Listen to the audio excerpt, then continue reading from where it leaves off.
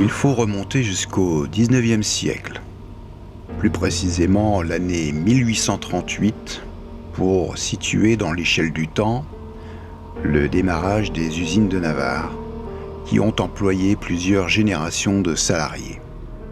On aurait pu supposer que ces usines historiques puissent traverser les époques, puisque nous sommes dans l'ère du progrès, mais leur destin en a été décidé autrement.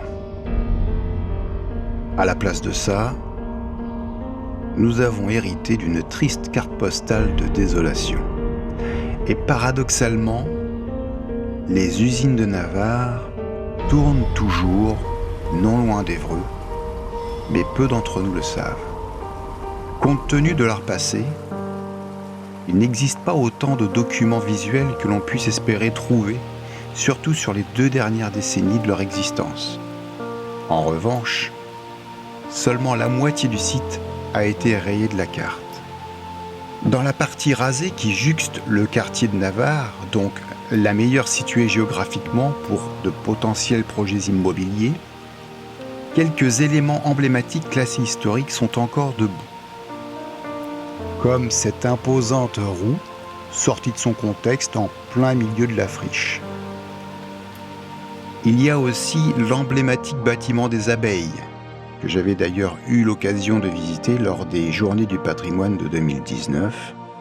Ce bâtiment a été vidé de toute sa substance.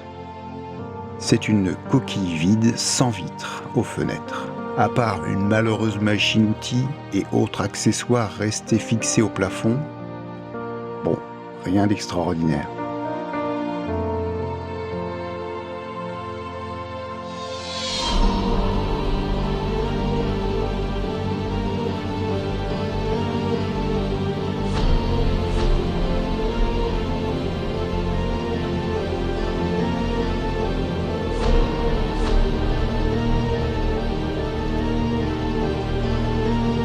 Il faut savoir que l'activité partielle du bâtiment des abeilles est toujours effective, mais a été déménagée en 2005 dans une zone d'activité au nord de Conches. Pour l'heure, on ignore le destin de ce bâtiment. Le bâtiment administratif, quant à lui, est une construction d'une architecture plus moderne et semble pressenti pour n'importe quel projet de réhabilitation.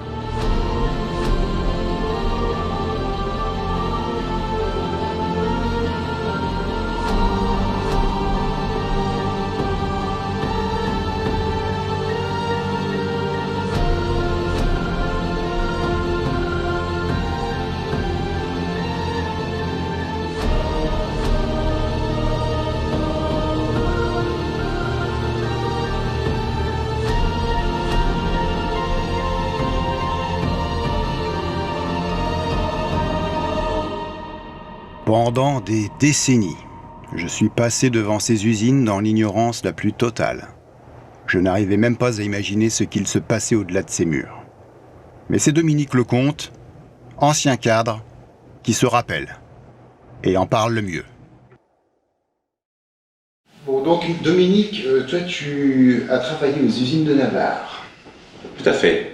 Bon. Donc nous on se connaissait déjà. Tu m'avais fait visiter les usines avant qu'elles ferment. Tu te souviens? En fait, on avait visité toute la partie fonderie qui avait déjà été arrêtée. Alors en fait, moi, je l'ai jamais connu vraiment cette usine. Alors comme moi je la connais pas, il va falloir que tu m'expliques en fait qu'est-ce qu'il y a eu là-bas, qu'est-ce qu'on fabriquait, les différents secteurs d'activité. Voilà, je te laisse parler. Donc l'usine de Navarre, moi quand je suis arrivé pour donner un coup de main pour la certification ISO. Donc j'étais là prévu pour 1 mois. Donc mon contrat c'était 1 mois pour finaliser. Et au bout d'1 mois où j'ai finalisé cette certification, donc ils ont eu la certification, il y a le responsable production partie laminée qui a trouvé un autre poste et qui a donné sa démission. Alors, de ce fait que j'étais libre sur ma mission et que j'avais un niveau qui correspondait à leurs besoins, m'ont proposé ce poste de responsable production. C'est-à-dire j'ai commencé au démarrage comme adjoint de production, vu que la personne était là, et qui m'a formé, le temps qu'il parte, hein, c'était cadre, donc c'est plusieurs mois. Et après, je suis passé responsable de production. Donc, partie de laminé, que je découvrais. D'accord.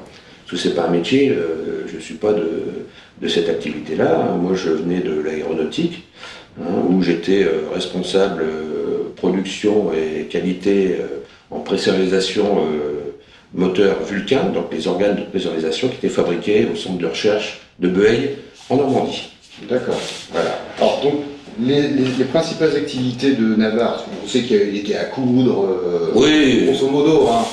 Les activités, c'était principalement la grosse activité où on coulait 1100 tonnes par mois de barre en fonderie, pour alimenter une deuxième activité, c'était le service bar, donc avec des billettes qu'on mettait en œuvre. Donc on coule les barres, on recoupe des dimensions dans les barres qui font plusieurs tonnes, où on fait des billettes qui sont acheminés avec un tracteur, avec des remorques et tracteurs, au service bar, où là, ces billettes vont être chauffées dans un tunnel, à peu près dans les 500 ou 600 degrés, et là on va passer sur des filières et on va pousser cette billette qui est à haute température, et là on va faire de la barre. D'accord. Donc là c'est service bar. Ok. Voilà. Donc en gros, par rapport à l'implantation de l'usine, ça correspond à peu près à quel bâtiment?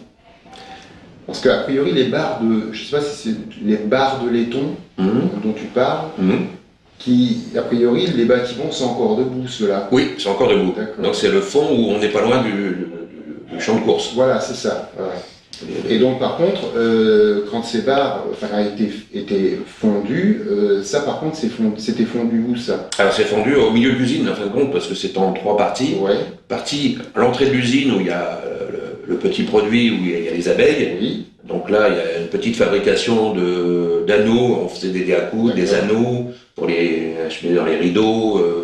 Vous avez plein de petits articles, des lampes pigeons qui étaient connus. Donc premier bâtiment. Deuxième bâtiment, c'est là où on faisait du laminage. D'accord. Ça représente à peu près où il y a la roue, non? Exactement, la roue. En face de la roue, il y avait ce fameux laminoir RWF. Ok. Et là, c'était son secteur. Ah voilà, là j'ai mon bureau, je voyais la roue. J'avais pris des photos de ce secteur-là, justement. Voilà, j'avais la roue. Et la rivière d'à côté. Voilà. Que je voyais la rivière de mon bureau et puis la roue, la fabrication, on va dire. Ok. Donc, produit laminé, où on sortait en production environ 350 tonnes par mois de produits finis en laminé. Une grosse partie était exclusivement pour la fabrication Schneider, composants électriques. D'accord. Je dis pas exclusivement, mais beaucoup on livrait tous les jours. De toute façon, tu as toujours un client principal. Puis après, Moulinex, etc. Il y avait plein de clients. D'accord. Bon. Par contre, on restait sur des grosses quantités de fabrication. On faisait vraiment de la fabrication en tonnage. Ok. Voilà. Donc, cette partie laminée. Et après, la fonderie. Alors, à un certain moment, il y avait un ingénieur fonderie, un jeune qui était là. Et cet ingénieur est parti. Donc, on m'a demandé de reprendre l'activité complémentaire. Donc, je me suis occupé aussi de la fonderie. Donc, un domaine que je ne connaissais pas, métier. Après, quand on sort, je dirais, de la métallurgie, les bases de calcul, ils vont assez vite. Une fois qu'on est dedans, on a déjà travaillé sur des moteurs Vulcain, la matière première, on connaît, donc les calculs, c'est facile. Mais il faut quand même apprendre, ça se fait pas comme ça. Et après, il n'y a pas que ça, il faut comprendre les hommes, le travail difficile. Parce qu'en fonderie, on n'est plus sur les mêmes choses que le laminé. Le laminé, je ne dis pas que c'est pas propre, c'est huileux, mais en fonderie, là, on travaille de la crasse. Parce que une fois qu'on a fondu, plusieurs fois, il y a de la crasse qui se forme, je dirais, dans les fours de maintien. Et là, on va obligatoirement, toutes les semaines, enlever cette crasse. D'accord. Au marteau-piqueur. Donc, il y a de la crasse parce qu'on met un produit pour justement quand on va stabiliser, on va basculer le produit comme le cuivre ou le laiton qui est fondu au-dessus de 1000 degrés. on a un four de maintien, mais ce four, pour pas que ça colle, on est obligé de mettre un produit spécifique pour pouvoir le basculer, puis après rebasculer en puits pour faire des barres. D'accord. Alors là, il y a une question là, qui me vient à l'esprit. C'est au niveau des effectifs. Il y avait à peu près, grosso modo, à la partie laminée, il y avait combien de personnes à peu près? Partie laminée, il y avait 25-30 personnes à peu près. Fonderie. Fonderie, parce que fonderie, il y avait des équipes. Douzaine de personnes, peut-être avec mon adjoint un peu plus, adjoint plus une autre personne, alors on va dire une quinzaine de personnes maximum. Maximum, hein. Ouais, okay. Ça s'est réduit, hein, parce qu'après les fonderies, mais il y avait une quinzaine de personnes. Okay. Après à la barre, il y a beaucoup plus. La barre de laiton, oui, il y avait du monde. Là, on sort 1100 par mois, ils avaient une quarantaine de personnes. Hein. Ça représentait 86-90 personnes, hein, l'usine. Hein. Nous, on a visité la partie donc, en urbex, hein, cet énorme bâtiment.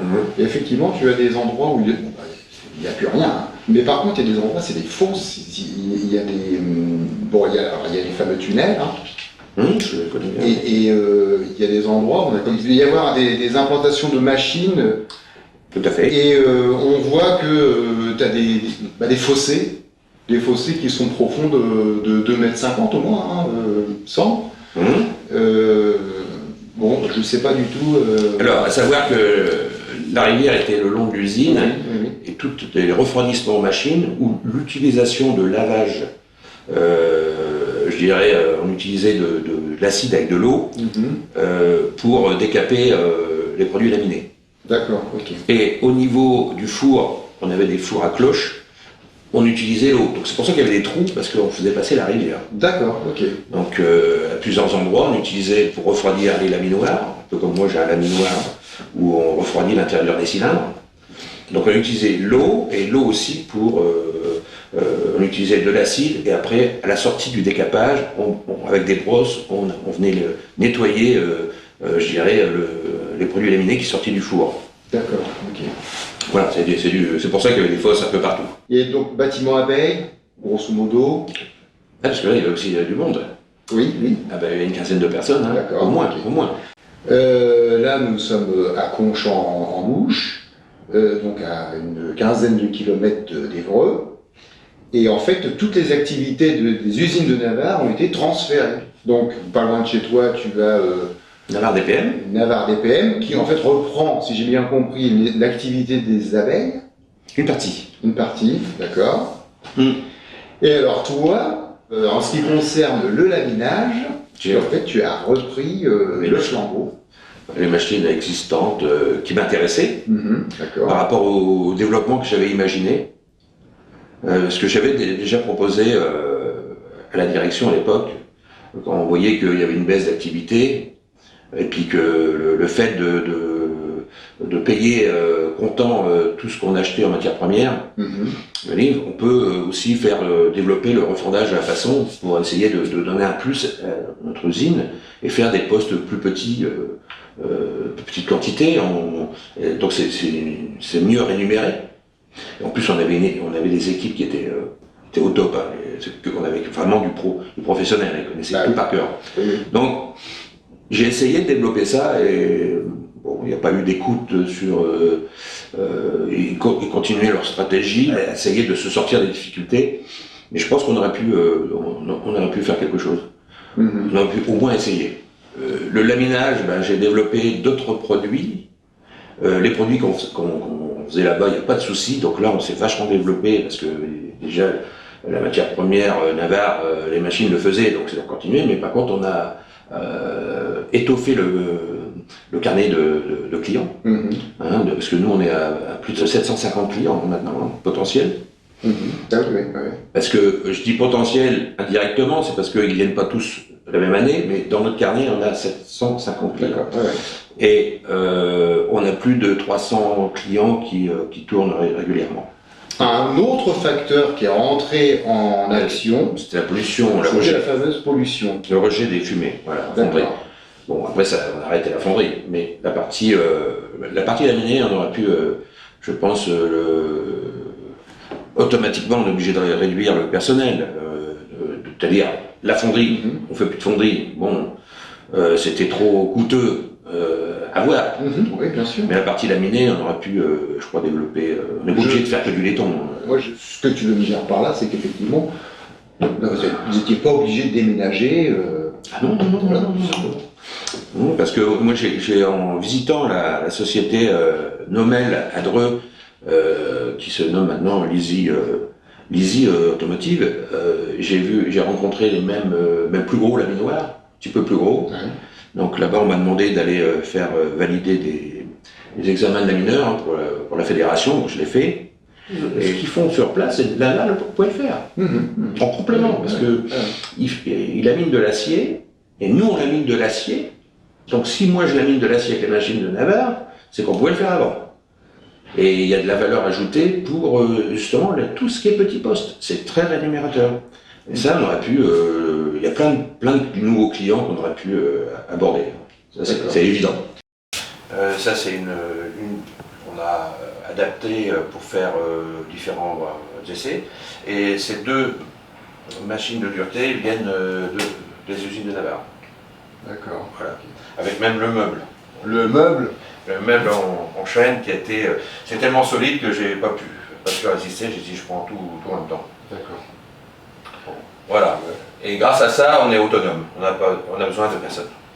Voilà, donc ça c'est une refendeuse. D'accord. Une refendeuse, donc refendeur. C'est-à-dire refendre, ça veut dire qu'on va prendre une bobine mère.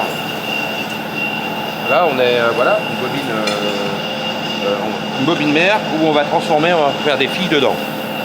C'est-à-dire que on a par exemple cette bobine qui fait mettons 200 de large hein, et le client il va vouloir des bobines de 30 de large. Donc on va adapter la machine ici avec des lames circulaires. On va mettre les codes demandés et puis on va passer le produit entre les lames circulaires et ça va nous séparer le métal. D'accord. Hein, on va séparer le métal par compression parce qu'on est en croisement négatif. Voilà, donc le métal se sépare et vient s'enrouler sur un enrouleur final. D'accord. Donc là, c'est vrai que là, la machine, elle a fini, on fait autre chose. Et voilà, c'est le principe. C'est avec une mère, on fait des filles. Faire des fils. Oui, Voilà. Et ça s'appelle une refendeuse.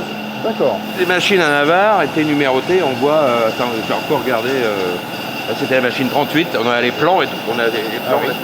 Voilà le principe du laminoir.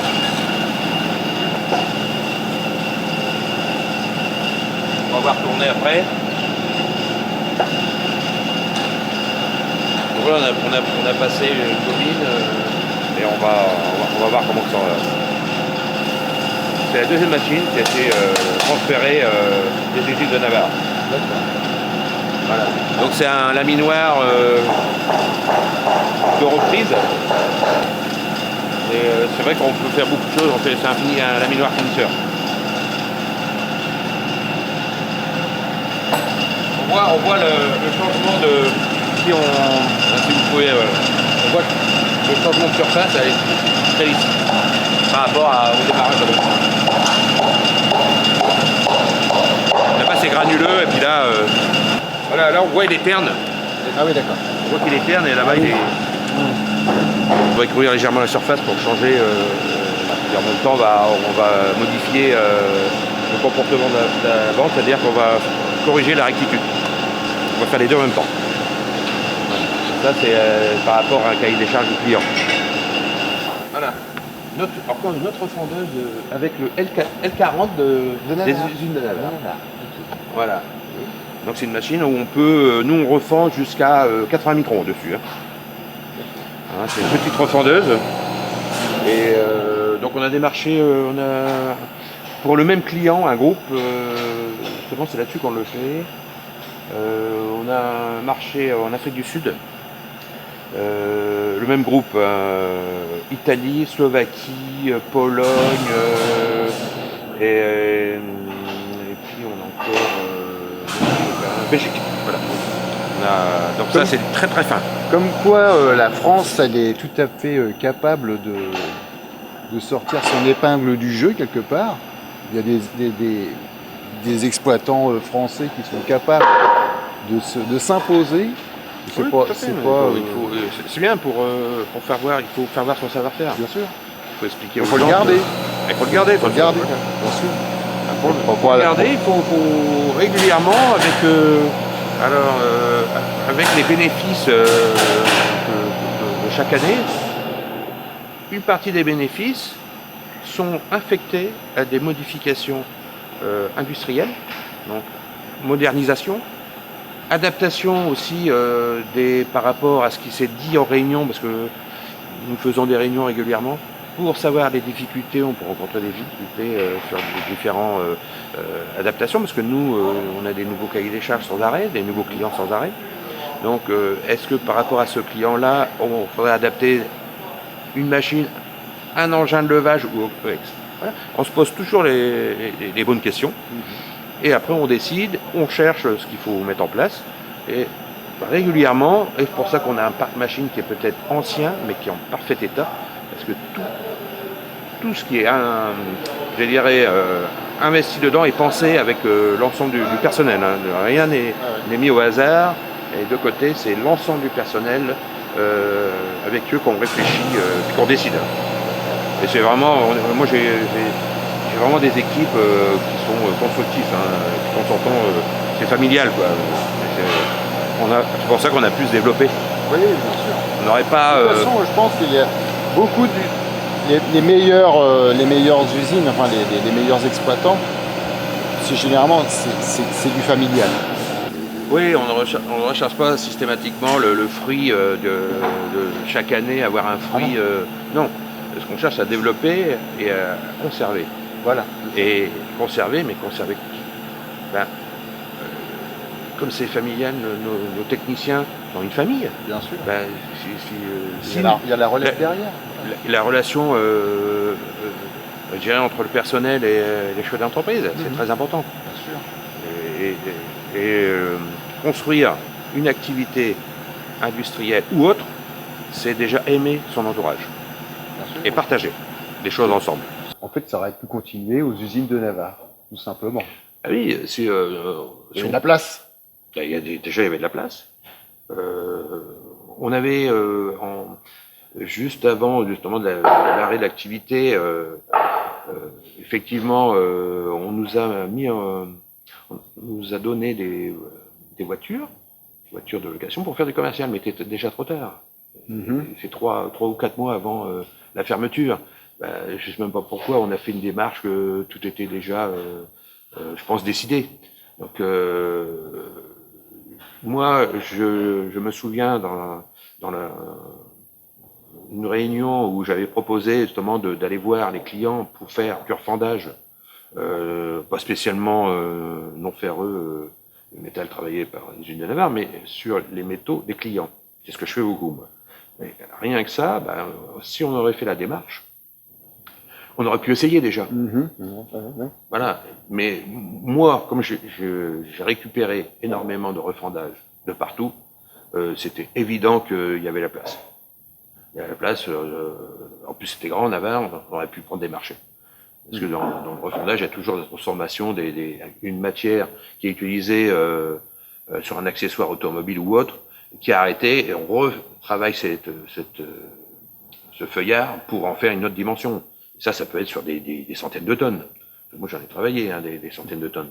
Donc, déjà, ça, on aurait pu le faire. On aurait pu dire aussi, tiens, on vend pas que des volumes, des commandes de 5 tonnes ou à la tonne. On dit, tiens, on peut faire 5 kilos, 30 kilos, avec une bobine, on lamine, on peut faire plusieurs clients avec des petites quantités, avec de la valeur ajoutée, différente. Et ça, on aurait pu déjà le concevoir avant, quand c'était en difficulté. Parce qu'on avait de la matière, on a pu essayer de prendre d'autres commandes. Preuve, je l'ai fait. Donc je l'ai fait, et nous, la preuve qu'il y a du besoin partout, on est maintenant 4 commerciaux. Et on a du mal à répondre. Donc il y a du besoin partout, et ça fait déjà longtemps. On était déjà 2, 3 commerciaux. Il y a plein de petites demandes, des petites quantités de tout.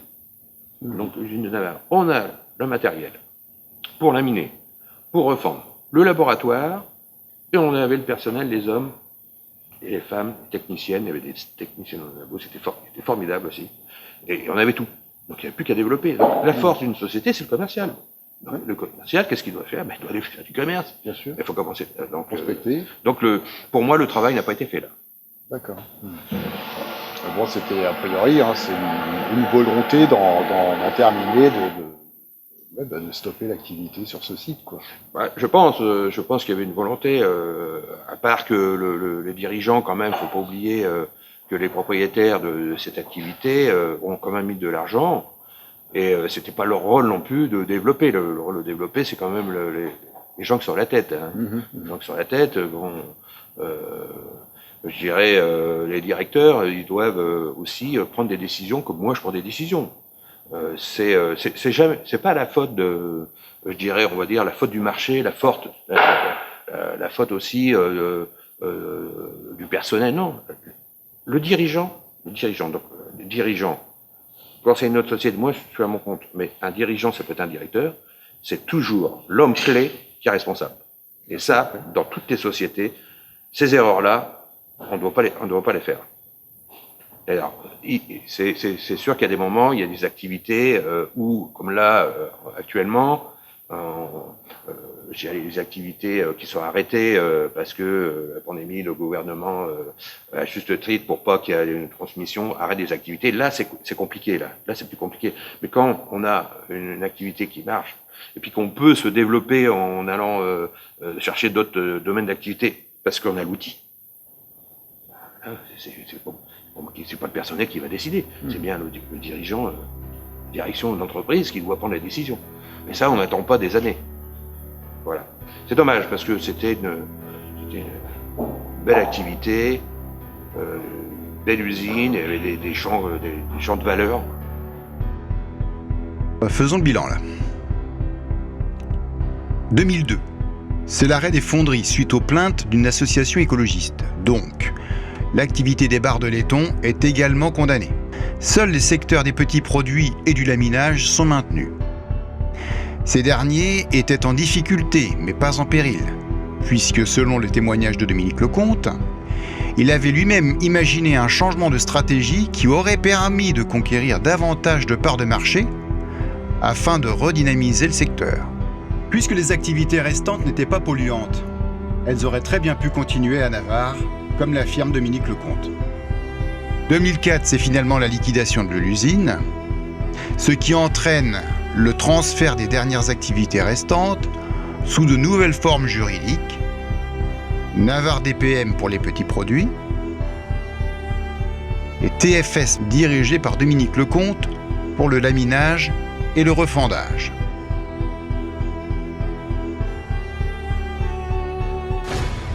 La démolition partielle des usines commencera qu'à partir de 2013.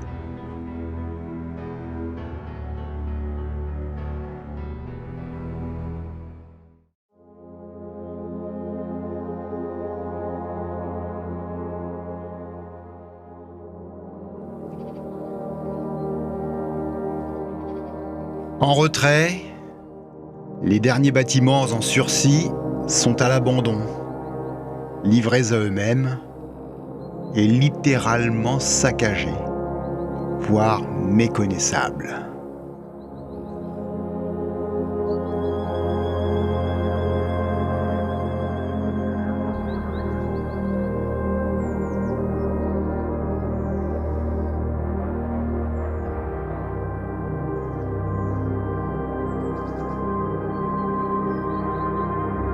C'est un terrain d'entraînement pour graffeurs.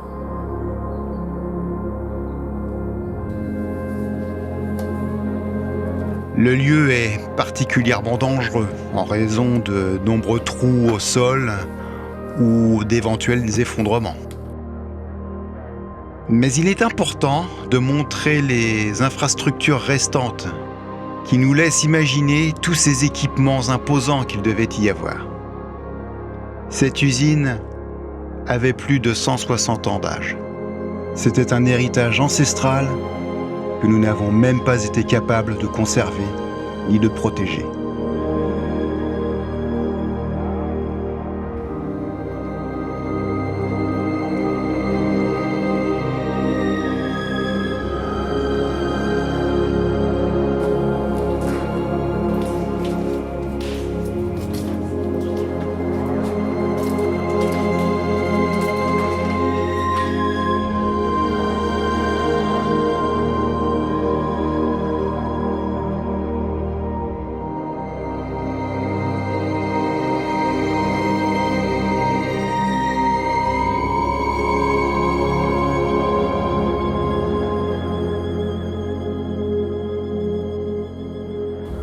Ce qui est tendance en ce moment, c'est le discours des hommes politiques qui déclarent haut et fort qu'ils travaillent dur pour relocaliser les industries en France.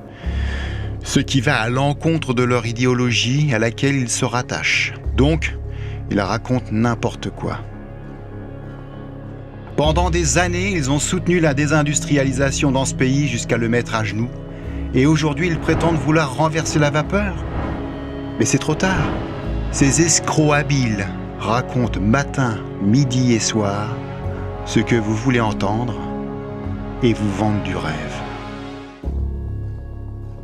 Ça fait un moment qu'Évreux a depuis lors choisi un mode économique orienté vers l'événementiel et le tourisme. Mais le tourisme de quoi ? Évreux n'est en aucun cas une ville touristique et ne le sera jamais. Même si les journées européennes du patrimoine se font dans un cadre événementiel et touristique, et qu'elles m'ont permis de visiter la friche industrielle des usines de Navarre, eh bien, je vais vous dire comment je le ressens. Je contemple là une parfaite illustration pour finalement constater avec effroi ce que vaut le patrimoine industriel français aux yeux de l'Europe.